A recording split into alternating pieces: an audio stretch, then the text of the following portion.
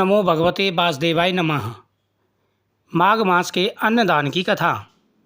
यमदूत कहने लगे कि हे विकुंडल, मध्याह्न के समय आया अदिति, यानी दोपहर के समय आया अदिति, मूर्ख, पंडित, वेदपाठी या पापी कोई भी हो, ब्रह्म के समान होता है।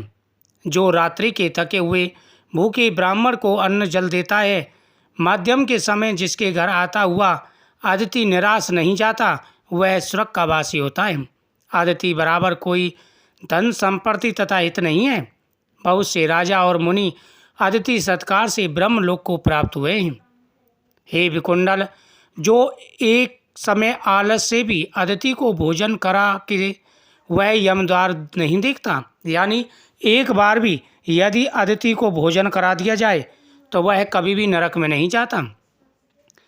केसरी ध्वज से वैवस्वत देव ने कहा है कि जो कोई इस कर्म भूमि मृत्युलोक से स्वर्गलोक जाने की इच्छा रखता है, वह अन्न का दान अवश्य करे। दूत कहता है कि यमराज कहते हैं कि अन्न के बराबर दूसरा कोई दान नहीं है। हे विकुंडल, व्यक्ति को अपने सामर्थ्य के अनुसार अन्नदान जरूर करना चाहिए। अन्नदान से बढ़कर के संसार में कोई भी दान नहीं है, क्योंकि अन्न से व्यक्ति तृप्त होते हैं और फिर वह आत्मा से आशीर्वाद देते हैं।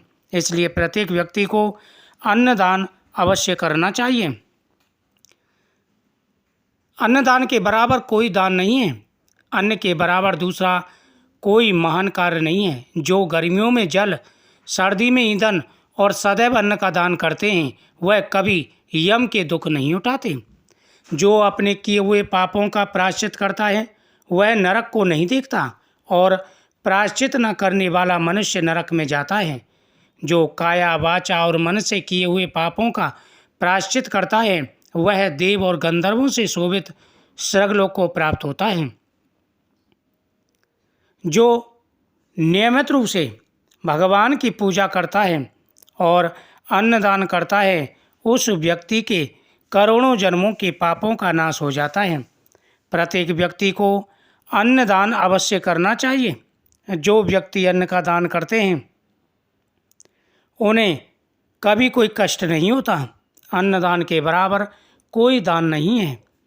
हे विकुंडल, जो नित्य ही व्रत, तप, तीर्थ करते हैं और जितेंद्रिय हैं, वह भयंकर यम यातना को नहीं देखते। जो व्यक्ति नियम पूर्वक प्रतिदिन भगवान का पूजन, प्रतिदिन भगवान की पूजा और सामर्थ्य के अनुसार दान यदि व्यक्ति नियमित रूप से करता है, तो वह कभी भी किसी भी प्रकार के दुखों को नहीं भोगता।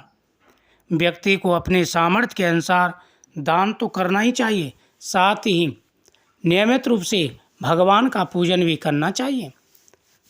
भगवान इससे बड़े प्रसन्न होते हैं। कहते हैं कि जो व्यक्ति अन्नदान करता है, उससे देव और पितर दोनों ही प्रसन्न रहते हैं।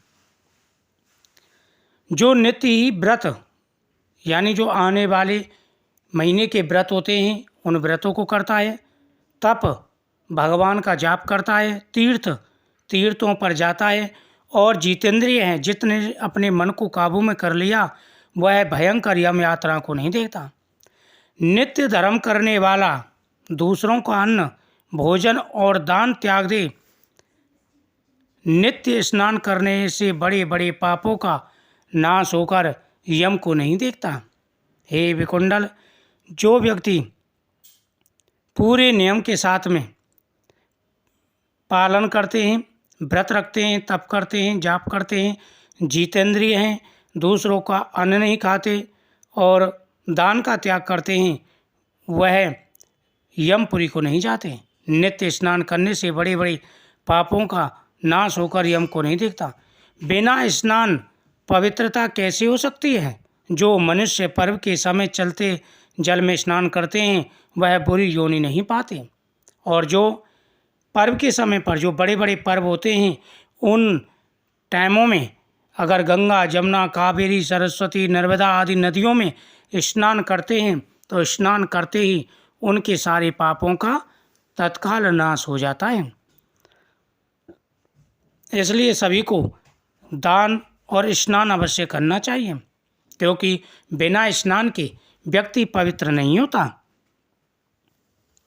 माघ मास में प्रातः स्नान करने वाले मनुष्य को नियम पूर्वक तिल पात्र और तिल कमल का दान करना चाहिए।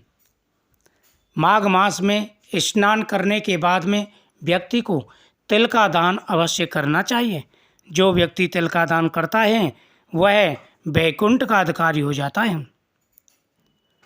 हे विकुंडल, पृथ्वी, सोना, गौ आदि परम दान करने वाला स्वर्ग से नहीं लौटता। हे विकुंडल, जो व्यक्ति इन चीज़ों का दान करता है, यानी पृथ्वी का दान करता है, सोना दान करता है, गौ दान करता है, वह सदा ही वैकुंठ लोक में वास करता है। वह कभी भी वैकुंठ लोक से वापस नहीं आता। बुद्धिमान पुण्यतिथियों, व्यतिपात, संक्रांति आदि को थोड़ा सा दान करके भी बुरी गति को नहीं पाता।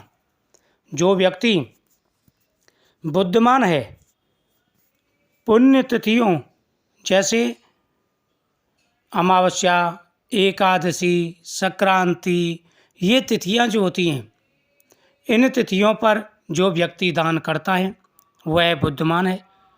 व्यतिपात, संक्रांति आदि को थोड़ा सा भी दान करके बुरी गति को नहीं पाता। सत्यवादी, जो हमेशा सत्य बोलता है, जो असत्य नहीं बोलता, सत्यवादी। मौन रहने वाला, जो कम बोलता है और बिल्कुल मौन रहता है। मीठा बोलने वाला, जो मीठा बोलता है, कभी किसी से क्रोध युक्त बात नहीं करता, हमेशा मीठा बोलता है और सत्य वचन बोलता है, मधुर वचन बोलता है। क्षमाशील, और जो क्षमा करने वाला है, अगर कोई उसका अपराध भी कर दे, कोई उसे कुछ कह जाए तो वह हमेशा क्षमा कर दे।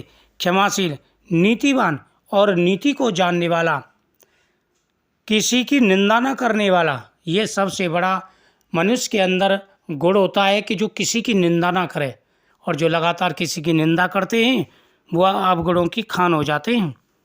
किसी की निंदा न करने वाला, सब प्राणियों पर दया करने वाला, पराये धन को तृण के समान समझने वाला मनुष्य कभी भी नरक को नहीं भोगता।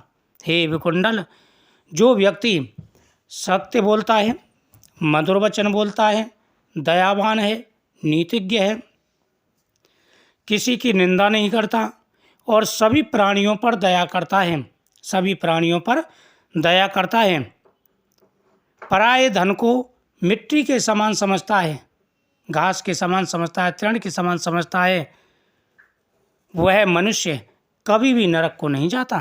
तो इसलिए व्यक्ति को सामर्थ्य के अनुसार दान अवश्य करना चाहिए।